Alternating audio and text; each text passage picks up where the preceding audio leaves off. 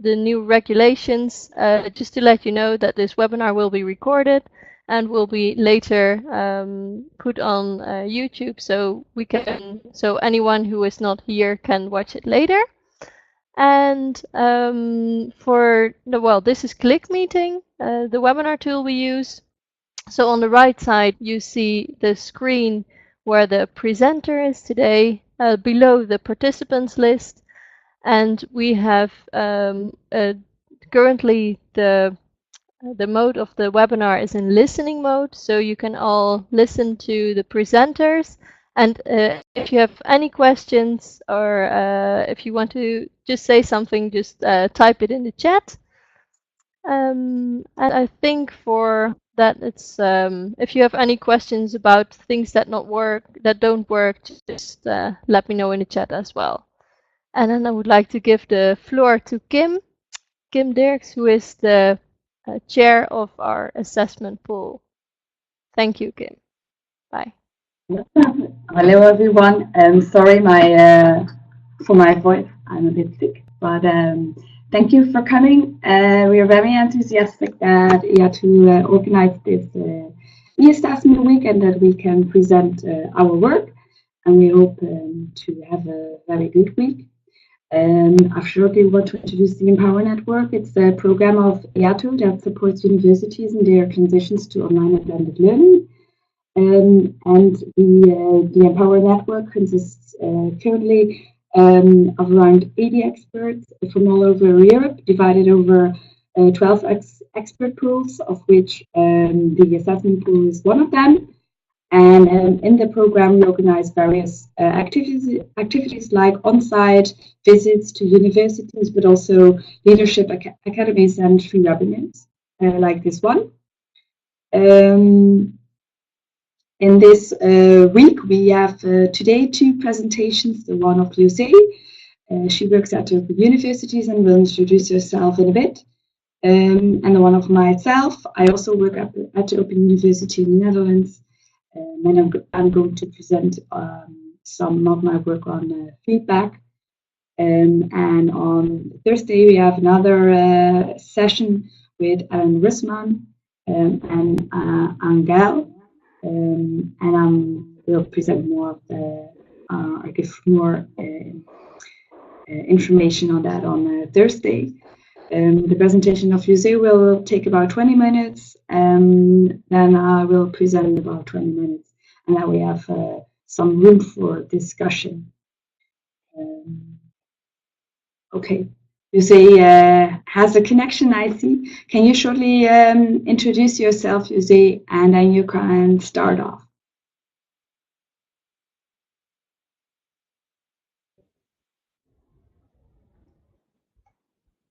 Thank you, Kim. Can you hear me?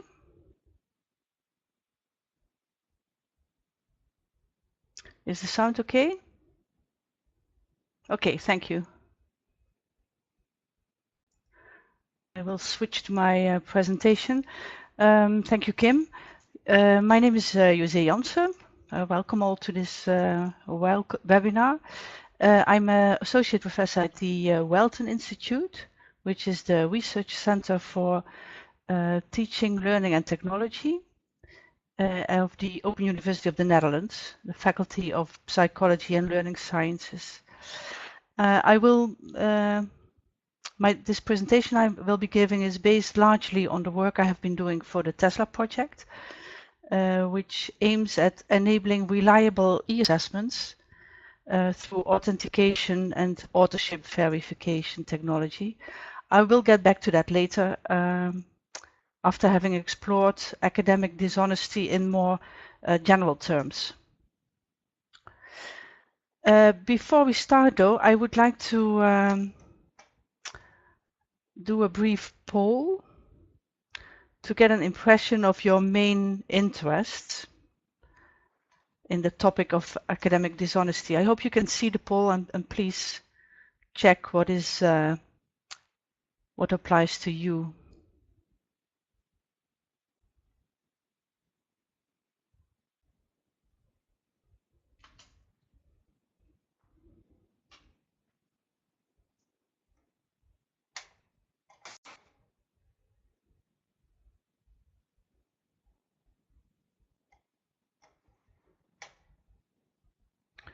Okay, I'm not sure I can see already how many of you have answered this question. So you just click on the radio button in the screen, and then you should be able to give your answer. I'll have a look.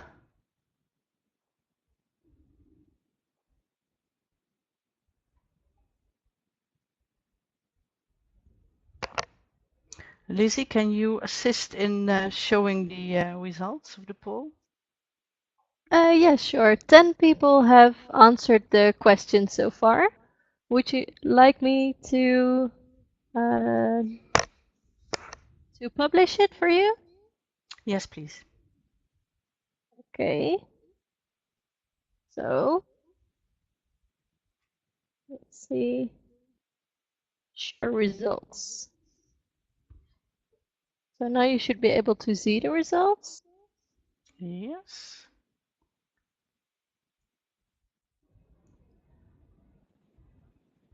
Okay. That's good. So most of you are have a general interest or want to know about strategies to prevent academic dishonesty. That's interesting. Academic dishonesty is not specifically related to e-assessment. Of course, we all know it's a common phenomenon. But institutions teaching at a distance may feel more compelled to make a convincing point and demonstrate that they have excellent quality and reliable assessments. So in this case, it is relevant to e-assessment. It has a specific connotation with e-assessment. I'm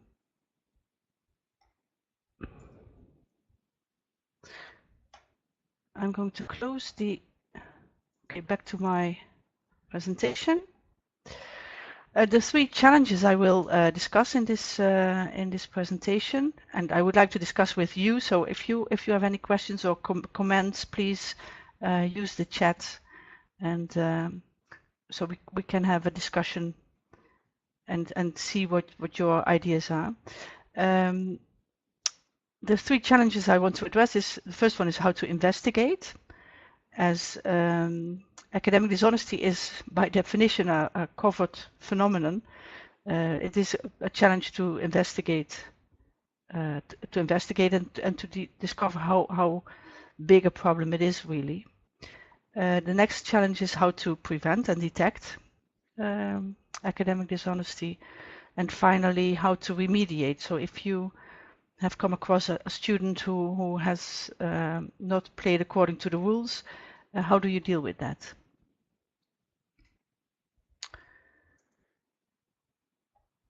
First of all, to investigate is a challenge because of two problems. First of all, the definition of academic dishonesty. It is really a very broad concept, and it goes from people cheating in an online in an exam, looking at the answer the neighbor student gave, to plagiarism, or even buying a paper online and handing that in as your own work. So it is very broad. That's a problem. It also is a problem because it is ambiguous. So, for instance, what is plagiarism, or what is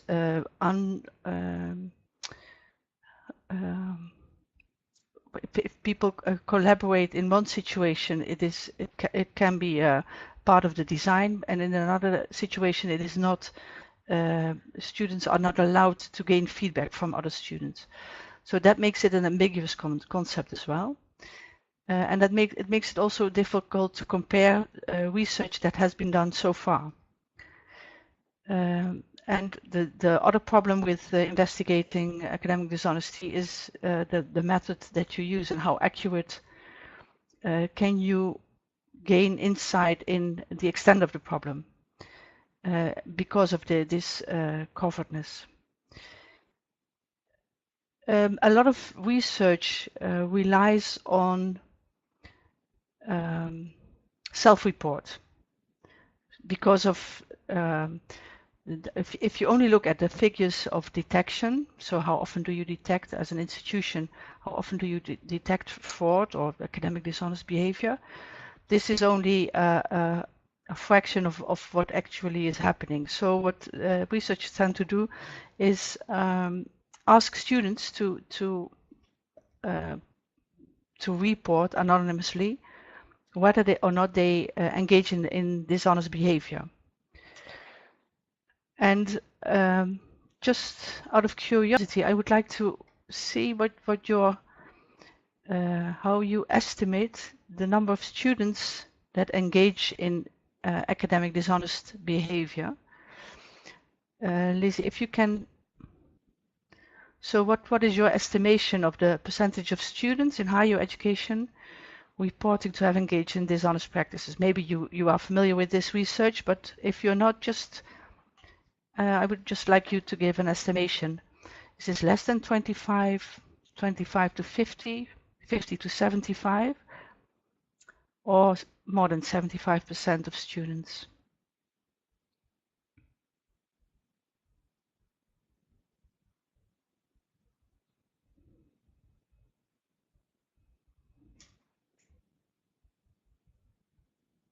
Lizzie, if you want to show the results then. Less than 25, 31%. Actually, there is a very consistent research in the sense, well, it varies across studies because studies have different definitions of what counts as academic dishonesty. But in general, you can say that it's 75%, more than 75% of students who indicate that they have, for instance, been plagiarizing or cheating during an exam, or so various forms of academic dishonesty. So this is quite a lot, and you wonder if you see this figure, because the objection towards self-report is that you would expect that it is an underestimation. But if you see these figures, you wonder if it's really an underestimation, or whether, yeah, and also about the willingness of people to report about this. So it's more than you think. It happens more often than you think. What is the solution to this? Well, if you want to investigate academic dishonesty, then I recommend reading, for instance, the work of McClung and Schneider, who have done a very elaborate categorization of types of academic dishonesty. And of course, like any classification, this is open to debate. But at least it provides a starting point, and it helps you to define and clarify your own research and your own focus in your research. So there is not a definite solution, but there are helpful ways to look at work done by others in this respect. And regarding the method, as a counter approach to doing self-reported research, there is a study, for instance, this is a nice example from Israeli research, in which instead of looking at reported behavior, they look at actual behavior. And they do this by designing assessments that tempt students into cheating. So, for instance, there is an example they have used is of people have to solve problems. They have to draw a line, follow a line, and without taking the pencil from the paper once, so in one go. And there are five puzzles like this they have to solve, and one of them is impossible to solve according to the criteria. In this, and this is a tempting task in which you tempt students to cheat. Of course, you can then argue that this is hard to translate to higher education, to design a task like that in higher education. But there are other designs, like for instance, you ask students to perform some tasks, and then yes, Gavin, McCabe is a very well-known investigator of academic integrity. That's true. By the way, I have at the end of the presentation, I have included a bibliography.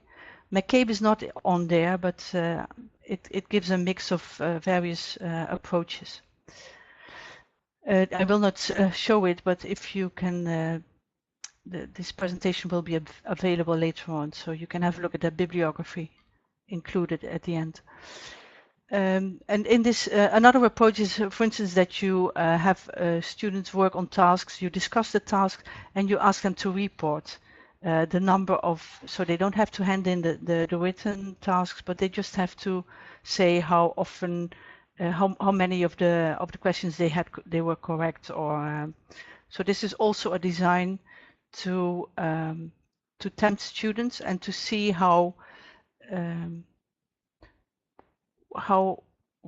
which of them are inclined to academic dishonesty. This Israeli study I mention here, it's only an example, but it's also interesting in relation to the next challenge, which is preventing and detecting academic dishonesty. And here the challenge is to find the right mix of preventative and detection measures.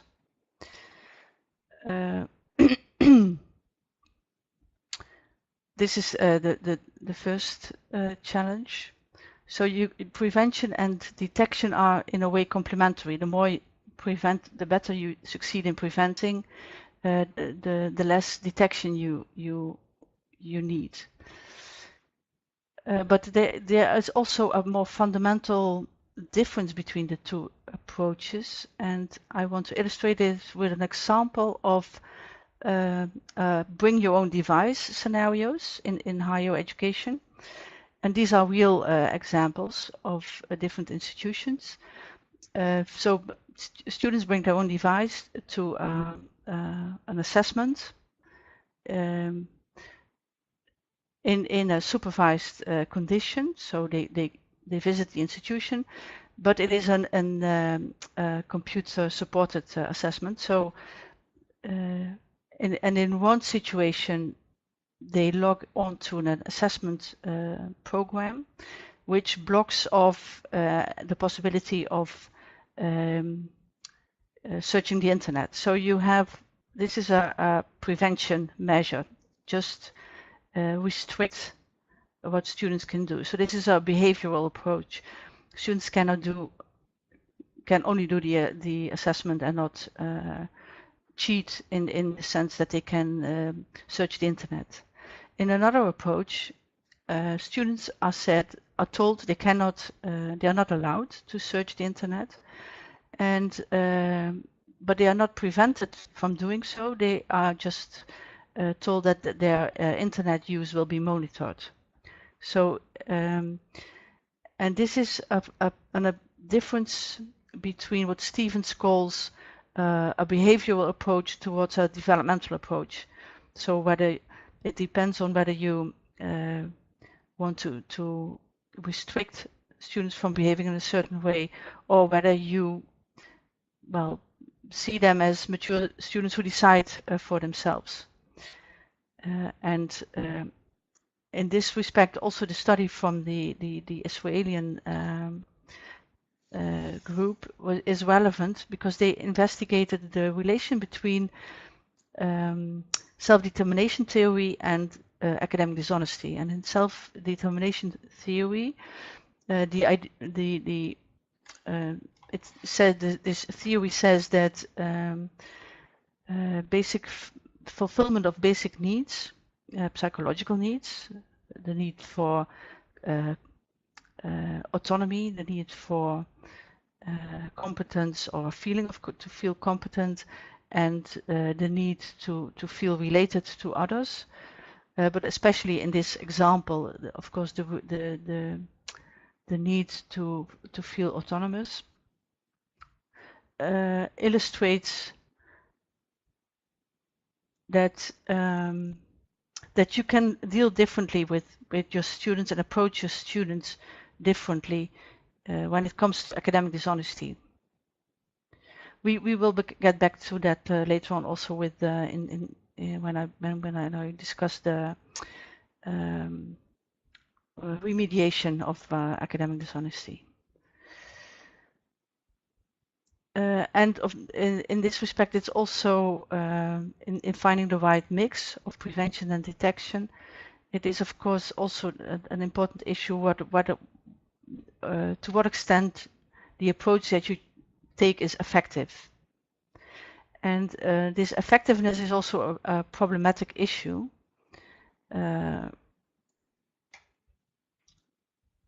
Because technology is not, it helps, but it's not, there's no solution that fits all situations and that is foolproof.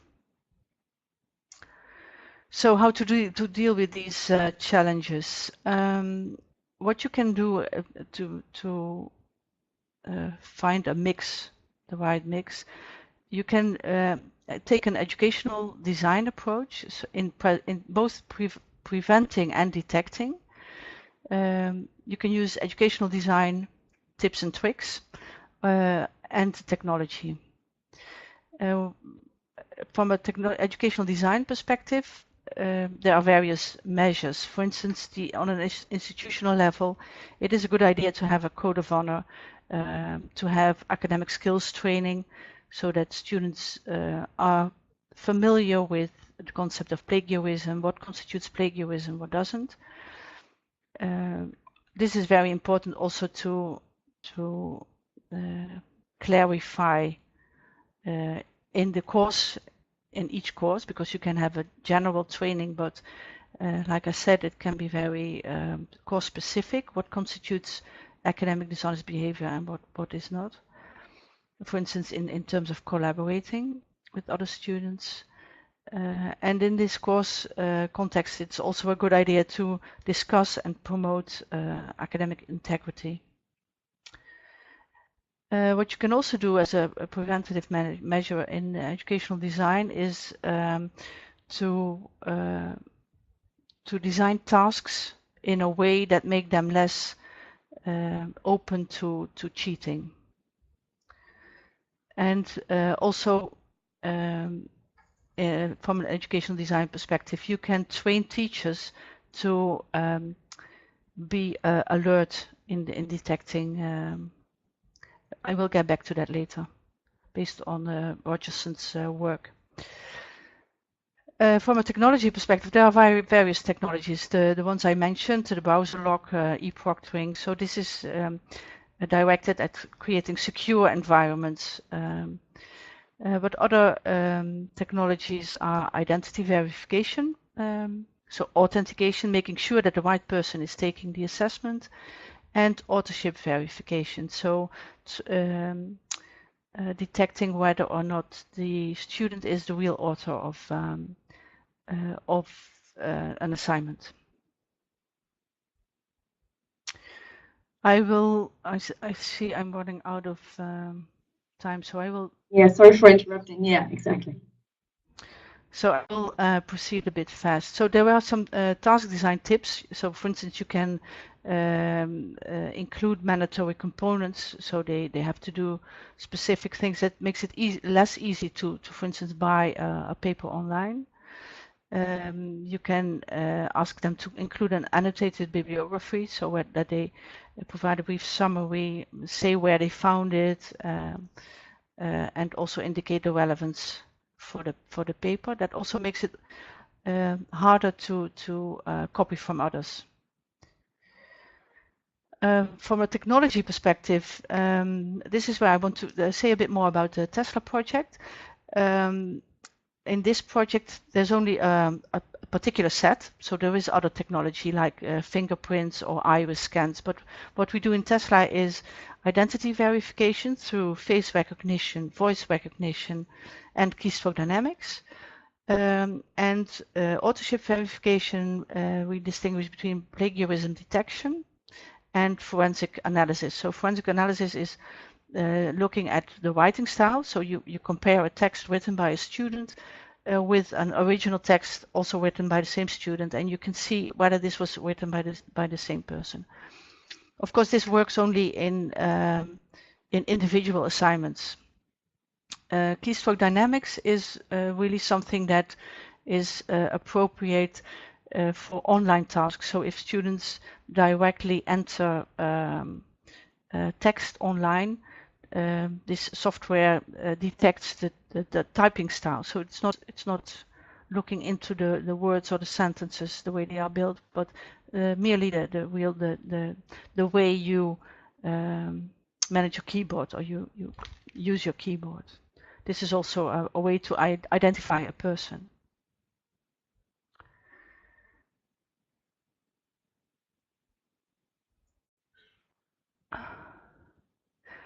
To what extent do these technologies help detect academic dishonesty? There's only, as far as Tesla is concerned, this only addresses a few types of academic dishonesty. Impersonation, so it looks at face recognition, voice recognition, and keystroke dynamics can be used to verify if someone else is taking the exam. It is not, you cannot use it like in e-proctoring, for instance, where you really look at what the student is doing and maybe he or she is, there's someone else in the room and giving the answers. This is really e-proctoring. This is not what the face recognition just simply looks at, is this the person who should be sitting behind the screen. The plagiarism detection software is to detect plagiarism, and contract cheating is only used for, well, a contract cheating can be detected through the forensic analysis. So here this can be used to see if a student really outsourced the assignment to someone else.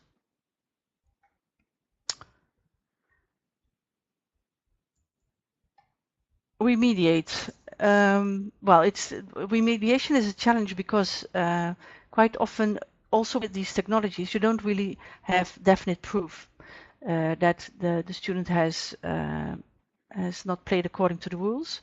So you really have to investigate and you have to engage in a dialogue with the student.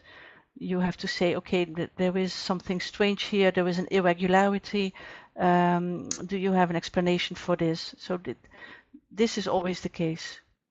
And another challenge is, of course, that how to determine the level of seriousness. How serious is this this type of dishonesty?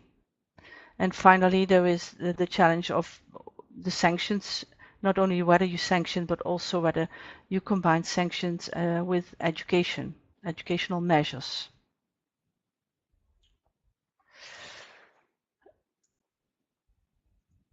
And I will skip and go straight to the last final slide. And Rogerson's work is interesting in that she focuses on plagiarism, but she describes a cycle that is very useful, I believe, to demonstrate that not only you have to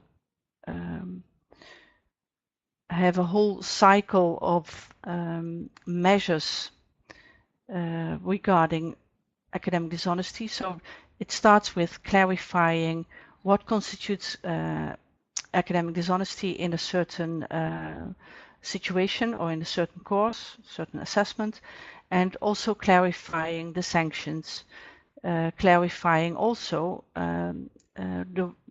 what is plagiarism.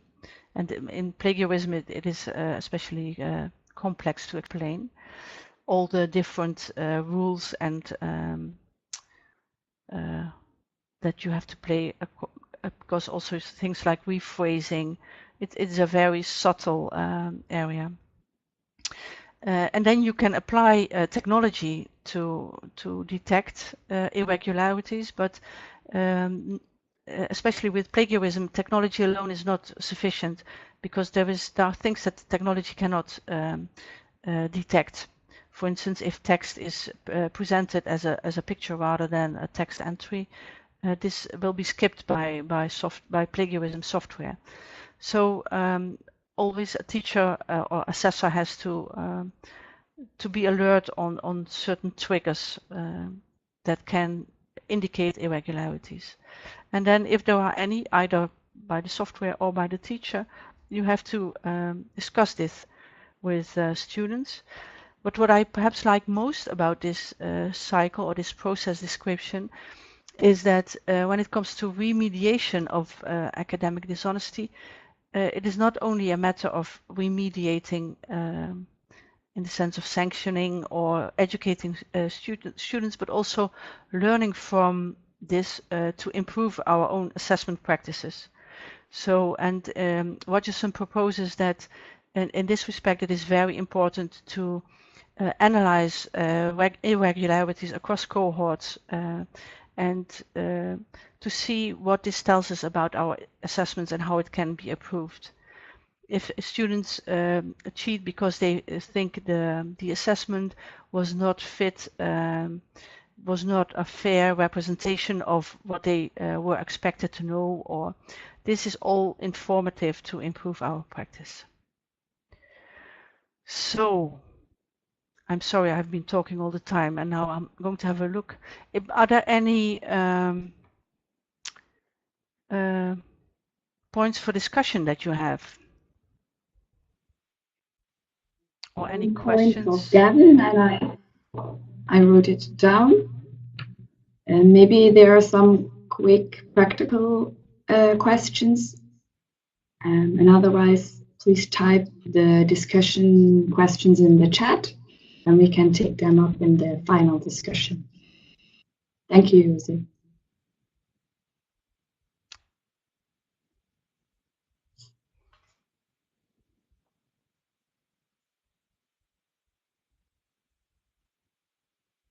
No questions, no quick questions?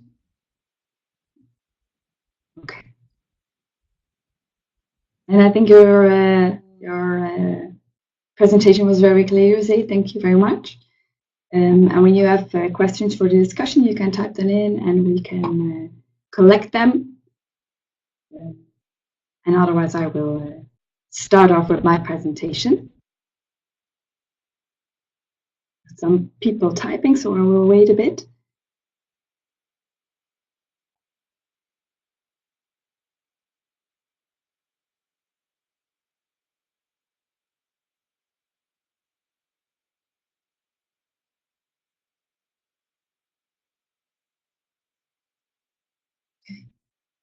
Okay, super. No questions at the moment. Thank you, José. Then I will shortly make an outstep to defining e-assessment, because the presentations in this week are all around e-assessment, and the difference between regular assessment and e-assessment, I see typing errors, sorry for that, is that in e-assessment, digital technologies, such as the one José presented just a few minutes ago, have a very present role, are very important, and they help to create, distribute, or assess, or even provide feedback. And for the feedback part, we have some more presentations on Thursday, but I also want to focus on feedback. And in assessment, we go from formative, summative, and diagnostic assessments. And for the people who do not know what the difference is between diagnostic, formative, and summative assessment is, in diagnostic assessment, the focus is on before the evaluation, so before the learning. So you want to have an impression if the student is ready for a new learning. Informative assessment, you you assess or evaluate during the learning process, and you monitor, or student self-monitors how the learning process is going, and it helps to scaffold or fill gaps in the learning process. And you do not create this evaluation of the learning process. Just give the learner and the teacher information on how to proceed. And in summative assessment, it's after the learning process has taken place. It's evaluating and grading how much is learned. So that's the difference between these three types of assessment, and the assessment technology has an important role. I see that John has a question. We will get back to it later because he says it's a question for later. Please help me remind in the discussion when I forget, because I'm now starting in my own presentation, so I will keep up to date with the chat. Okay. In my presentation, I want to focus on a line of research we are conducting on feedback. And one of the studies I'm going to present is teachers' intentions and students' perceptions for written feedback. And it's a study I conducted in collaboration with Jörg Arts, Desiree Joost, and Michiel van Dichelen.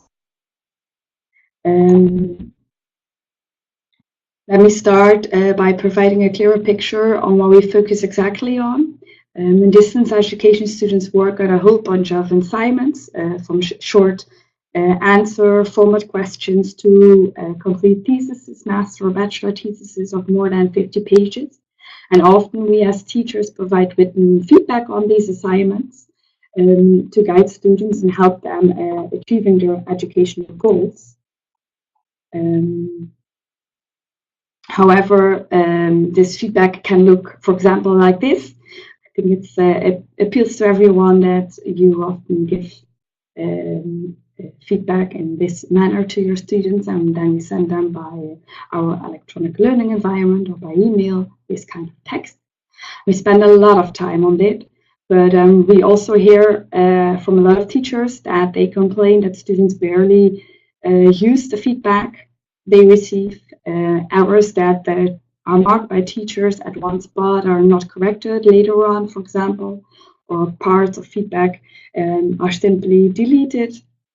And with track changes, one of the problems is that students just seem to use the accept all changes button, but are not critically how they really can use the feedback to also improve the rest of their papers.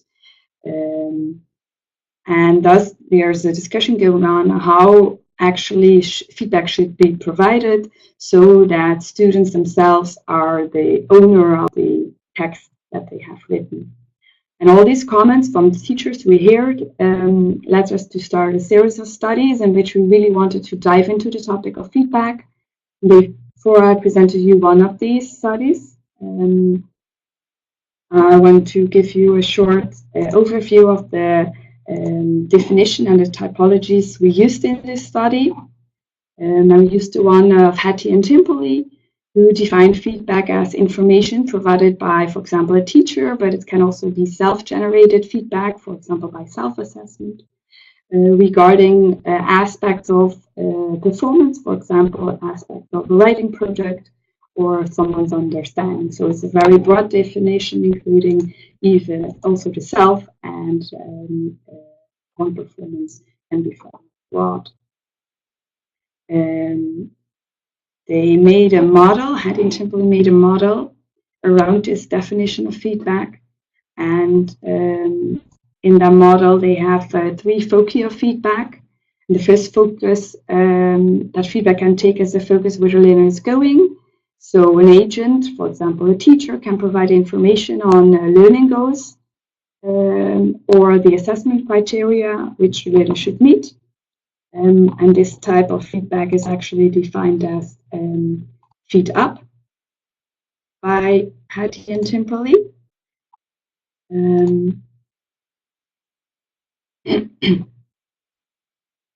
And then second focus of feedback provides information on where the learner is right now. For example, when a teacher provides information on the performance of a writing task itself or performance on a mathematical problem, that is information on where the learner is right now, and they find this as feedback.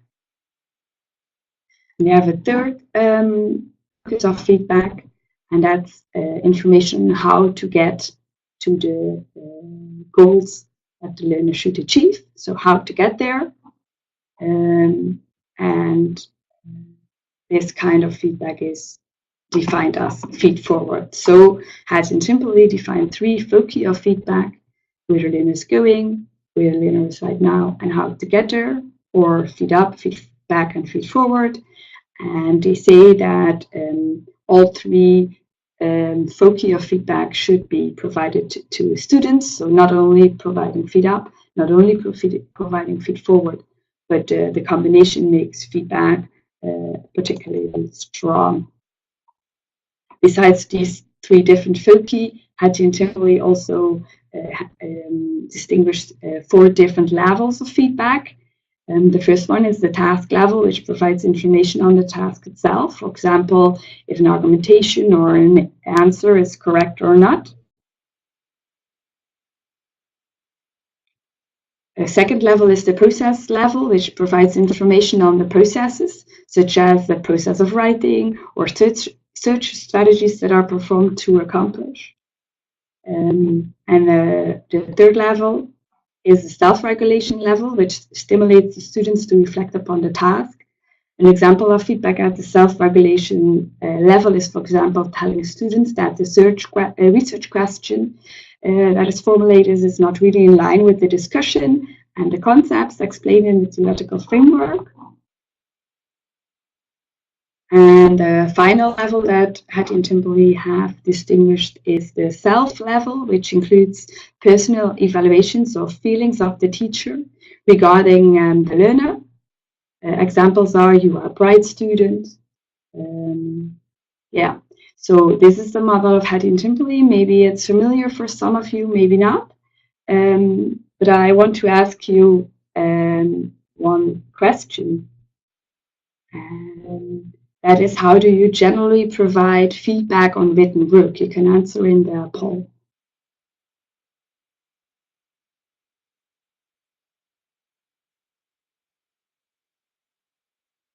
And I hope Lizzie can look at the results.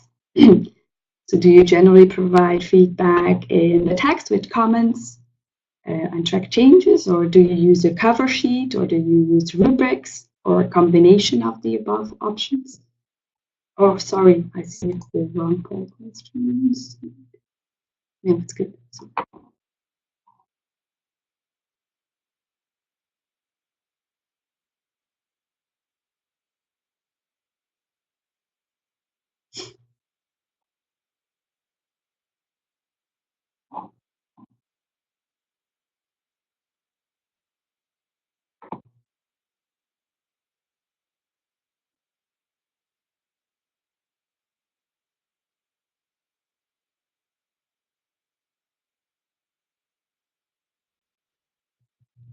Thank you.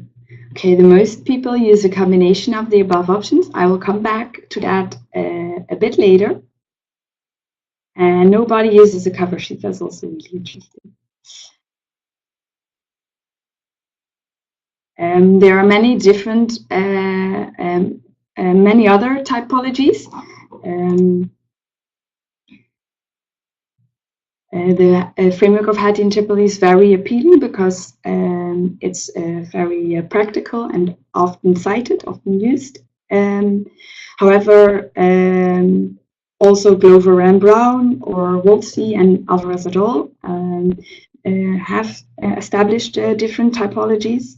These are more focused on what I would like to call a micro level or a function of feedback, whereas the framework of Hattie is, to my opinion, more on a meso level, defining different aims of feedback. One of the typologies The typology made by Glover distinguishes three levels: indications, corrections, and indications or corrections with an explanation. For example, an indication is here's something wrong. A correction could be a correction of a spelling mistake, and then the final category is, for example, correcting something and explaining why this is corrected or why it was wrong. Wolsey also distinguished different kind of feedback, and he has even more categories. And the final category I want to shortly introduce here is the one by Alvarez. And they used the one of Wolsey and also the one of Narcissus to come to this one. And they distinguish 7 different categories. The clarifications such as reformulations, which help to explain better what is meant, but they also distinguish suggestions which given advice how to adapt the work, such as you might consider to use this or this. And until now,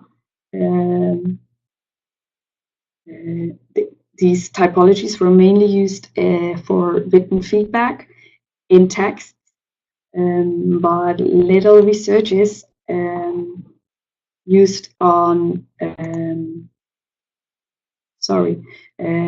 the different modi. However, if you want to communicate about the feedback you provide, typology is very important for also the different kind of modi. So when you use typologies, you can do research and determine what effective feedback is. You can improve your communication. For example, when you train teachers in effective feedback practices, you can communicate on the same level. And also when you teach trainers, you have to practice what you preach. When you use a certain typology, you also have to use this typology yourself, I think, when you provide feedback. And besides these different typologies, which are mainly used in written feedback, there are many different modi. So you can provide feedback in the text, but also the cover sheets, the track changes, and the comments in Word, and the rubrics are ways in how you can provide feedback. And in the poll, we already saw that mostly it's a combination, but the written comments in the text are mostly used, and rubrics and also cover sheets are seldomly a topic of research. So that led us to start a series of studies, including typologies and also different modi of feedback.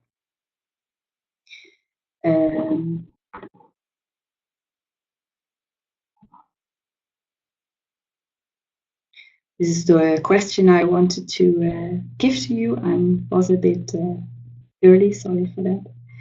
And the aim of the series of studies was to gain deeper insight in the function of different feedback channels, so the modi, cover sheets, rubrics, and map the actual feedback practice of teachers to how they intend to provide feedback. And we wanted to do this to improve feedback practices in our university and also other universities as well. We used, in our study, we used the framework of Hattie and Timperley and Alvarez, as I discussed earlier.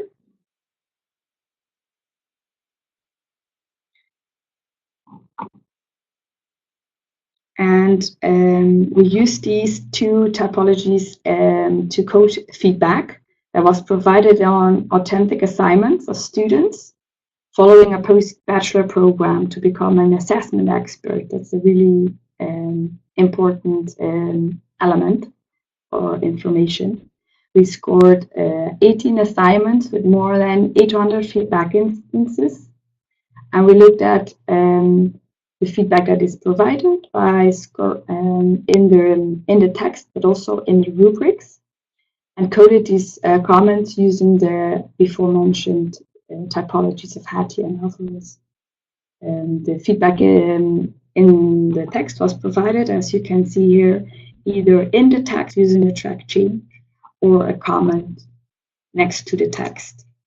And what we then did is we looked at each element and we coded it. For example, this element was coded as a feedback focused comment, focused on the task, and it was a question, or it was by us defined as a question.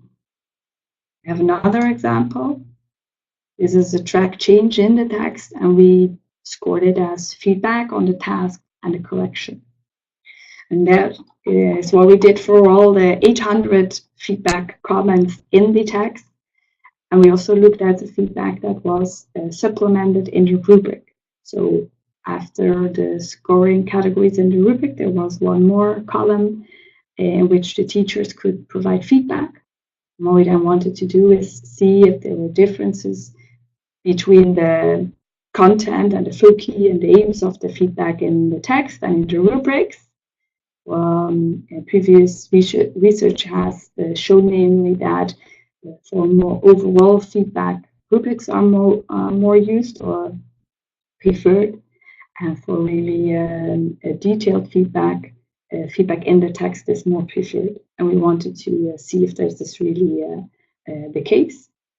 And then we also asked teachers using a questionnaire how they use the feedback or how they intend to provide feedback. And we used the typologies to frame our questions. The first question was, was more statement. The comments I provide are mainly meant as, and then the teachers had to answer feedback, feed up, or feed forward. The second phrase was, comments I provide are mainly aimed at, and then teachers could answer the task, the process, self-regulation, and the self.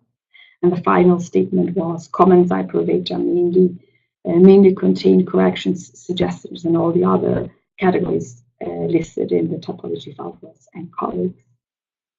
And what we then did is we compared the answers of the teachers with the actual feedback comments that we have scored. And we put it in a star graph, as you can see here. We adopted this approach from Murray and colleagues. Actual comments were displayed as dark lines, and teachers' intentions are displayed in gray. And in this example, we distributed the teachers' intentions over 7 categories.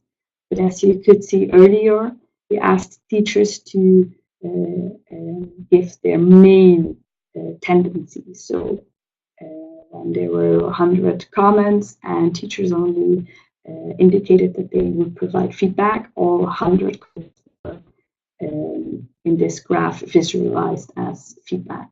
So it was a straight, there would be then a straight line. But there were also teachers indicating more than one intention, for example, feedback and feed forward. So this is what we did. We scored the feedback elements in the rubrics and in the text, and we asked teachers to indicate their intentions of feedback. And we did it also for the feedback in the text and feedback in the rubrics. And we then coupled the intentions and actual feedback practices in a star graph. And I will show you the results of one of the teachers. And then when the paper is ready, then you can see the other teachers as well. We analyzed the feedback of 3 teachers, so the 18 papers were separated over 6 teachers. And the results of one of them is presented here, both for rubrics. On the right side and text on the left side. As you can see, the teacher mainly provides feedback. It's in the middle, and that is especially the case for the rubrics, but also the case for the text. However, his intentions for the text were to provide feed forward. And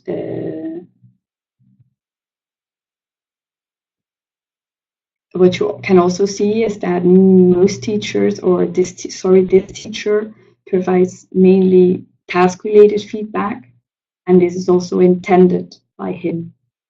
This is interesting because Hattie and Timperley claim that process and regulatory feedback are particularly effective. However, our results show that this is underestimated by teachers and also not really used by teachers. And in the final category, the one by Alvarez, the function of feedback, it's also interesting to see the differences between text and rubric feedback. Whereas the teacher tends to give suggestions to students. In the one modi, in the other modi, his intentions is more, in the rubric modi, it's more for personal opinions and argumentations. You can also see a big difference between teachers' intentions and actual feedback practice in this typology, because the teacher mainly aims at providing suggestion or intends to provide suggestions. So when you score the actual feedback, then you see that they mainly consist of questions and clarifications. And in the rubric, the argumentations are in line, so teachers want to provide argumentations, and we can also see that in the feedback. However, there are also many corrections in the actual feedback. However, this is not intended by the teachers. And I will finish with some discussion points and future research. What we want to do for this particular study is include student perceptions in the future. And we also want to focus more in related research on the content and the modus of feedback, because we saw some interesting differences in especially intentions of teachers, but also actual feedback practices. And there is very little research to our notice on this issue. And we hope to come up with some kind of holistic feedback. I don't know if it's a perfect term, but we do not want students to stay focused really on the issues that are marked by the teachers, but we want to have students develop a critical attitude towards their own text. And we hope that with kind of holistic feedback, so not marking any error, we can accomplish this. And we think the solution lies in how you formulate feedback and which modus you use. So rubrics or in-text comments or the cover sheet. And future research might also be looking at social presence and feedback, especially in distance education. This can be really an interesting element. And also longitudinal feedback. So the feed-forward function of Hattie and Timperley may be more prominent in longitudinal feedback. So when students have to work on different assignments over a year, and they have to take the feedback from a previous assignment upon the next assignment. And this is, for example, graded as well. And also the feedback dialogue is something you see more and more in research coming back. So our aim is to have in about 3 years concrete guidelines on effective feedback strategies. And we are really focusing on, I think, more on micro level, if you can say so, because we really want to have the solution how to formulate feedback per se, and which modi should be used. If you want to keep updated, then you can follow me on ResearchGate.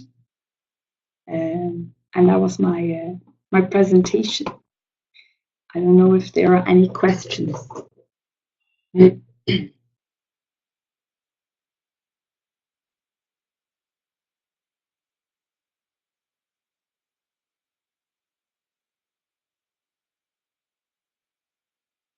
No questions? Somebody's typing.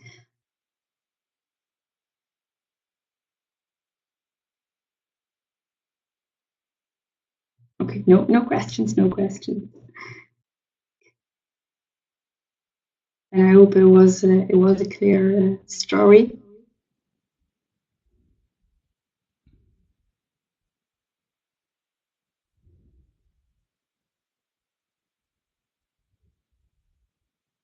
And we have now some time for discussion. I saw one more question from John, and there was a previous question by Gavin as well.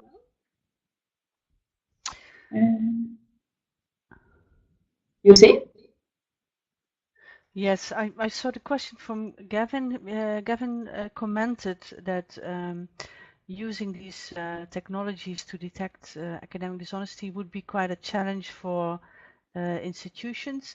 Maybe you can clarify this a bit, what you mean by that?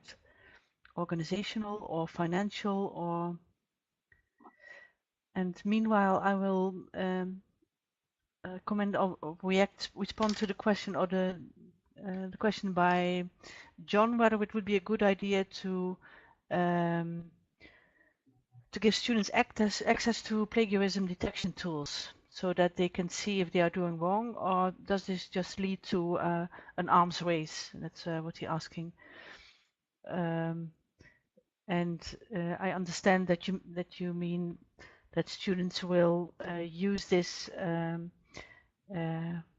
if they have access to these tools to see how they can fool them. Actually, I think it is a good idea, and many it's also suggested by other researchers to let students work with these tools, so they get a better idea of what constitutes plagiarism, but also how these tools work. And I'm not sure that is really a risk that they will try out, because they can easily, if they want to fool these tools, then they can find tips and tricks on the internet easily. So I'm not so concerned about whether this will result in an arms race. But I have to say, here at the Open University of the Netherlands, in my faculty, I'm a teacher also in the master program Learning Sciences. We do use plagiarism checks, but we do not use this to educate or to instruct our students. And quite frankly, when I read your comment, I wasn't sure what this would imply also in terms of licensing, because I guess it's also quite expensive to give all students access to a license. Not sure whether there are any workarounds to that, but so to give a short answer, I think it's a good idea. I'm not so worried about the arms race. I'm not sure what this means in terms of costs to give students access.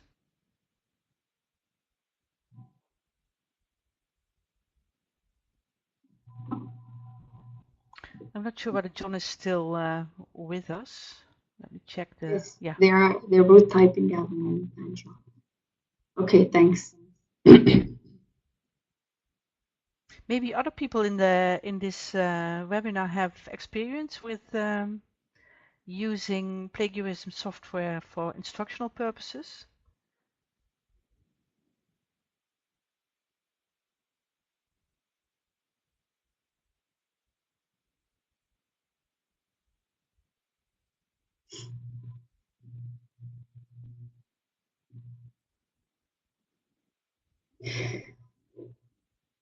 There's two people typing. We just wait.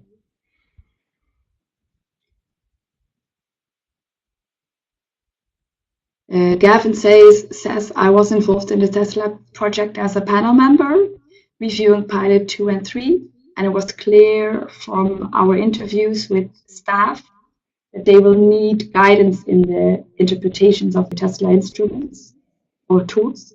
We heard that the instructors see a failed Tesla test as a warning. So what does this mean? How should instructors and students respond to this? Yes. Okay. Now I see what you mean. Yes, and this is definitely the case with these technologies, because they give a certain, they just give a signal. So they have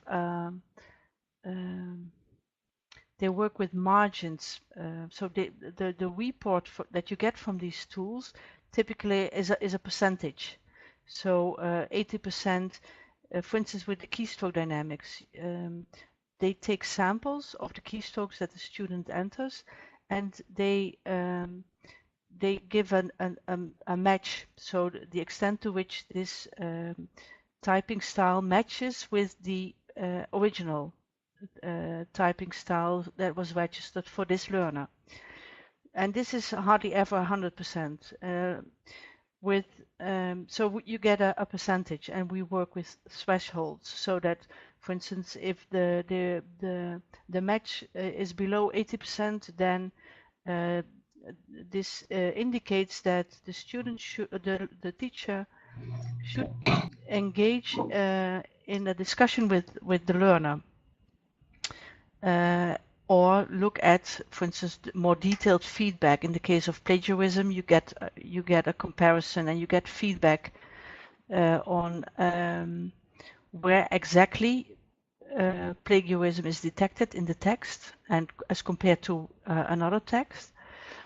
But for instance, with the face recognition, well, you can have a look at the video recording, but it might be just that the connection failed, or so. Well, that's an easy case.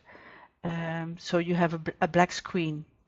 But if it is more consistent, and well, at any rate, it requires that teachers have a look at what is behind this this signal. So and it depends on the type of technology what the teacher should do. In the case of the forensic analysis, which personally I find a very valuable tool, even this doesn't give a really a clear indication of dishonest behavior, but it can help teachers to. I'm not sure whether you have any experience with this, but I have seen assignments of students and I give feedback, and they were very poorly written. And then all of a sudden you get a very good, almost perfect text back. And then you think, is this the same students? So this technology can help to substantiate that kind of gut feeling. But you are right, it is an investment. It is. And it's not a simple technology solution. On the other hand, when I see the figures regarding academic dishonesty, I'm really concerned about this, and I think we are not paying enough attention to this.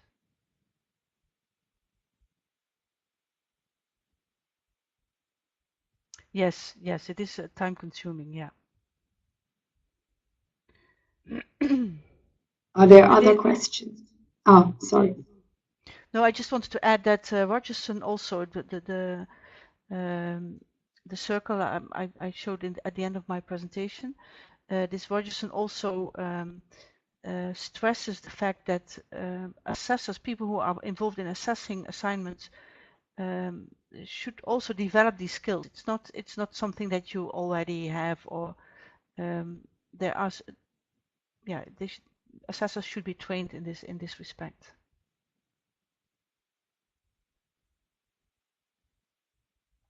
Maybe there are other questions.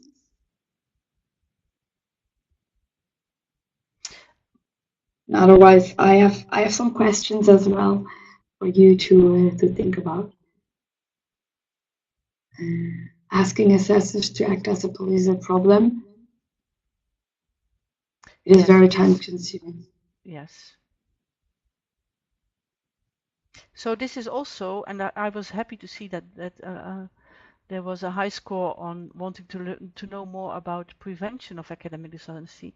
I think we should invest in that, in a culture of enhancing academic integrity and the values of our professions. This is what worries me most about these figures, that we have lost that as the culture of academic integrity. Yes, we have to be careful that the assessor is not more and more in a police role, and that's also what I like about these authors who go into ways of educating, using it also as a means to educate. Yes, I agree totally. Educate to academic integrity, sure. Maybe another interesting discussion is the role of the assessment design. It's kind of, I think, in line with this discussion. The role of assessment design in preventing academic dishonesty, but also stimulating formative assessment. Because the presentations of José and of myself, and also the presentations that we will see on Thursday, they are more on the formative part of assessment. And how can assessment design help to both enhance formative assessment, also prevent academic dishonesty? You have ideas on that?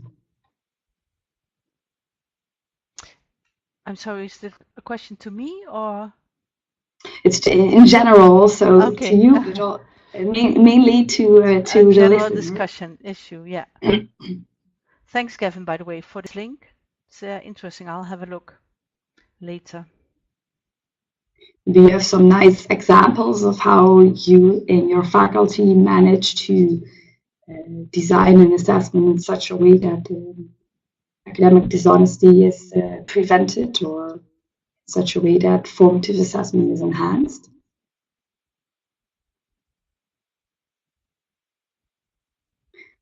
I also teach at the master's program in educational science.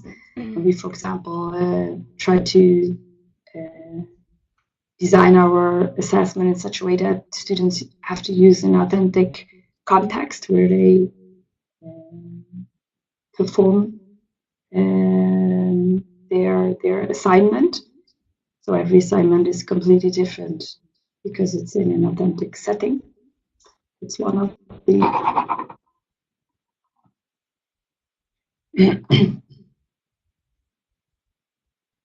I agree, Kim. That is a very good idea. But I think it's also in the tips and tricks to give assignments that students apply to their own professional context, which is of course in distance teaching universities easier to do because students have a working often a professional environment. But then you have to take into account that quite often these kind of assignments are also quite elaborate, and it doesn't make it easier for teachers because they have. But that's a trade-off, I guess. If you really want to take this seriously, then it takes time. Quality takes Alina time. Alina also says we try to focus on self-regulation and try to give feedback as a formative means to stimulate reflection.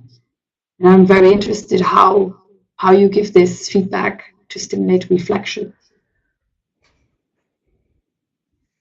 So you can give them some more information. That would be really interesting, I think. And also, Gavin says, I agree that authentic assignments are less susceptible. Yeah. And it's also very motivating for students when they can work on an assignment that they can use for their work as well. So I think the self-regulation theme that Alina is putting in a discussion here is also very good, because when then you maybe can give some more ownership to the students. And I think that's also the case when you have authentic assessment. The ownership lies more with the student.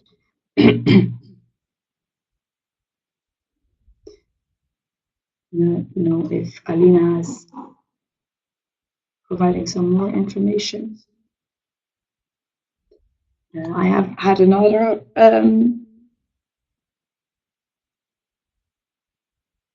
Alina's asking, we are using Hattie also. We start with questions like, what do you think of your work? What can you do better? And so on. Yeah, it will be really interesting to put it also in a lot more longitudinal view. So students reflect upon their work and reflect on what they can do better. And then next time they start off with that reflection for the next assignment. Maybe it would be an interesting follow up. Maybe you also already do it. That's really good to have the ownership of the feedback as well. More developmental perspective. Nice. Are there other participants who do it like this way? It really helps students to reflect upon. Yeah, nice.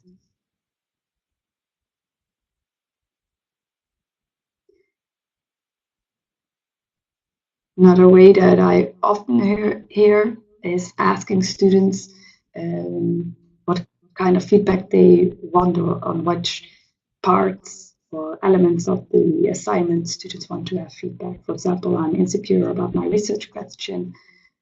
Can you give me feedback on if it's clearly formulated, or can you give me feedback on the structure, stuff like that? It also helps students to really critically think about the assignment and reflect upon it. There's some other more people typing some. I expect that students don't want what we think they need. Yeah. Yeah, that's an interesting research. Tell me what you want and I will tell you what you need. Yeah.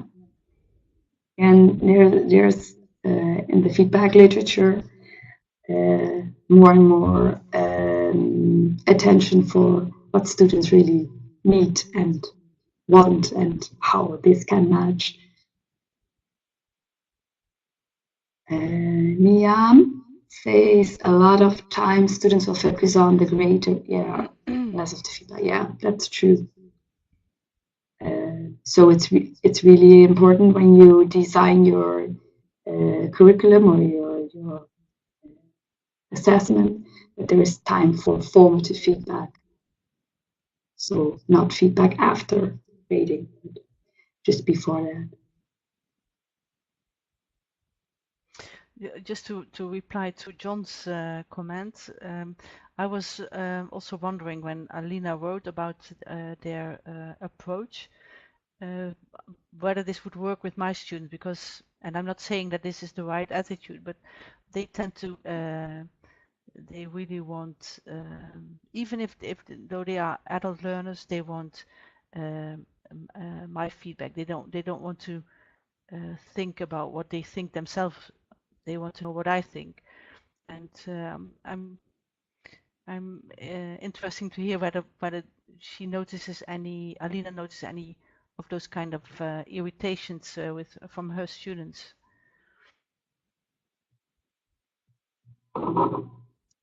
Yeah, in one of our studies, We look at online processing, so we follow students with an eye tracker and follow exactly what they do when they receive feedback to have more insight, because most of the research is with self-reports afterwards. And in that eye tracking study, we really see that students focus on the text that is actually commented by the teachers and don't look at the text that is not commented by teachers. So I think it's really important to provide feedback in such a way that students look at all their texts and are critical on all their texts. And also we had thinking aloud protocols. So we ask students to think aloud while processing the feedback, and students really said like, I didn't know that this was the assignment, or when the teacher wants to hear this, I will adapt it.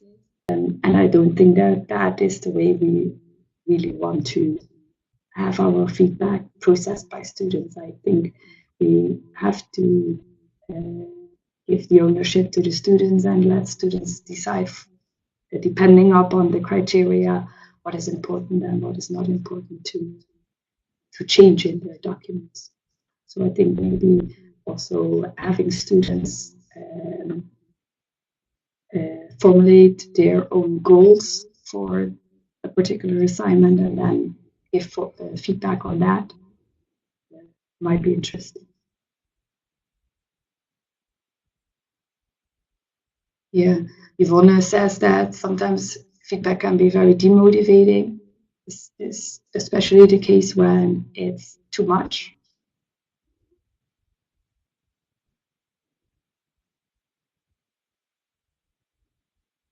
And Alina says we ask students to come prepared to the feedback. Yvonne says no, not too much, but sometimes it's a very demotivating way when it's too much.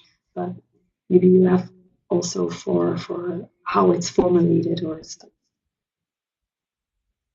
And Niam says continuous feedback is important, yes.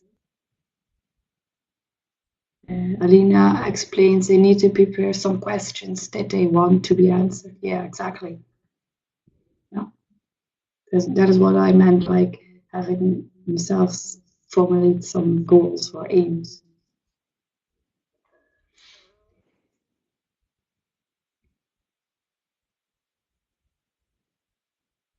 One says, yeah, mainly how it's formulated. Can you elaborate on that, Yvonne?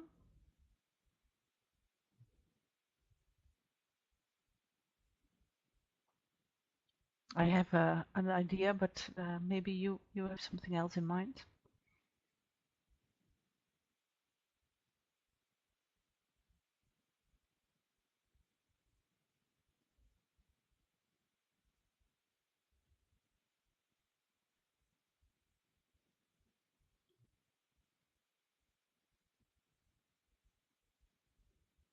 Sometimes when the teacher does not really seem to point out maybe what's the main problem is. You mean that?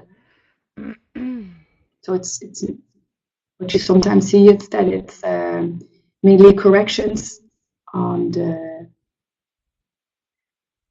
on spelling, etc., but not really on the content. That can be demotivating.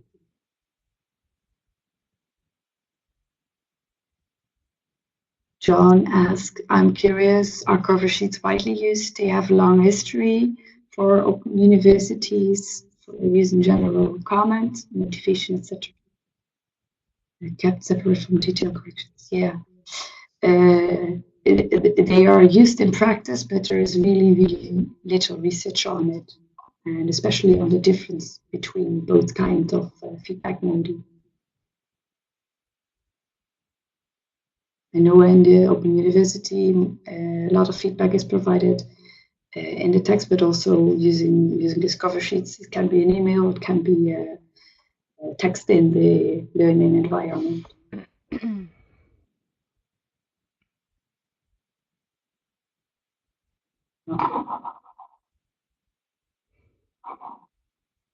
And I only know from one research of one study that actually looked into the differences between cover sheets and in-text.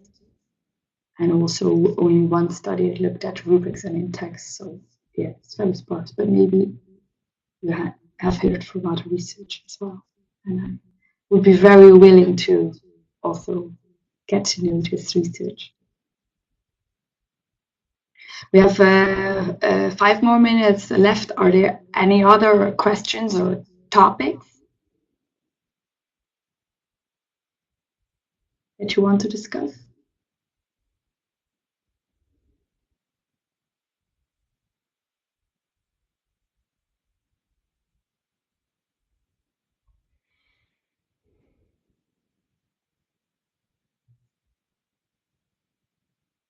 It stays quiet.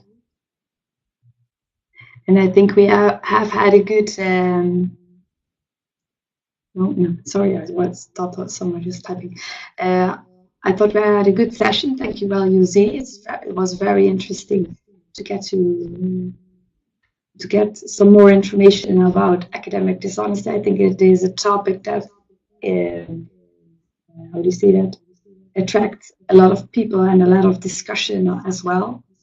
And I think putting more effort in the prevention part is really a good thing to do everywhere. Well, thank you. I want to thank all the participants and thank you for your interesting comments and questions. Yeah. Hope to see you back on Thursday. Yes, we see each other hopefully on Thursday, and then we have a presentation from Ellen, and it's about a project in which video-based rubrics are used, and another study in which formative feedback is also used, but more on less complex assignments. Thank you, Yvonne, and have a good evening.